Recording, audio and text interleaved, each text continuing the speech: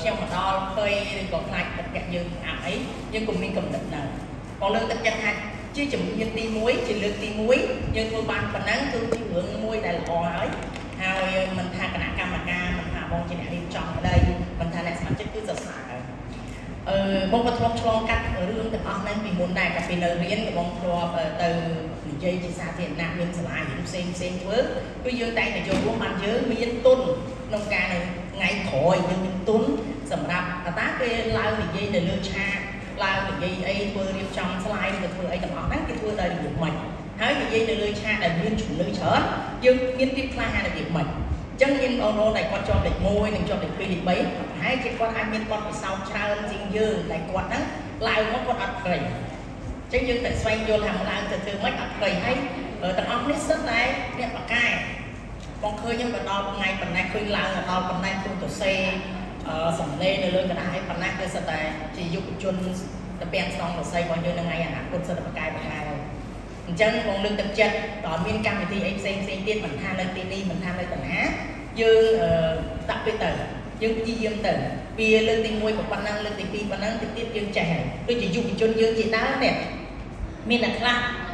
បខំឲ្យនិយាយអត់ចង់និយាយទៀតឡែ introvert ទេដែលយើងញ៉ាំសានិយាយប៉ុន្តែឥឡូវលេង introvert នេះឯងបខំនិយាយរាល់ថ្ងៃទៅបើមិននិយាយទេអត់តំណែងកើតអត់អាចធ្វើការកើតទេចឹងយើងរៀននិយាយទៅតែយើងមិនចង់និយាយយើងត្រូវតែរៀននិយាយថាអ្វីដែលយើងគិតនៅក្នុងចិត្តអីគេព្រោះមានតែយើងទេជាសារមួយដែលយើងហ៊ាននិយាយយើងហ៊ានបញ្ចេញមតិយើងឡើងទៅលើឆាកឡើងអីទាំងអស់ហ្នឹងអញ្ចឹងថ្ងៃនេះគឺយើងបាន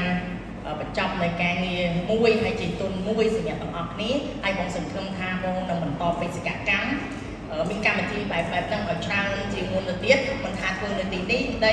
ធ្វើនៅខេត្តផ្សេងក្តីហើយមែនតើយើងបណ្ដាម្ដងនេះចុងឆ្នាំ2025យើងបានធ្វើកម្មវិធីស្រដៀងអញ្ចឹង25ខេត្តក្រុងហើយយើងធ្វើជាមួយយុវជនដែល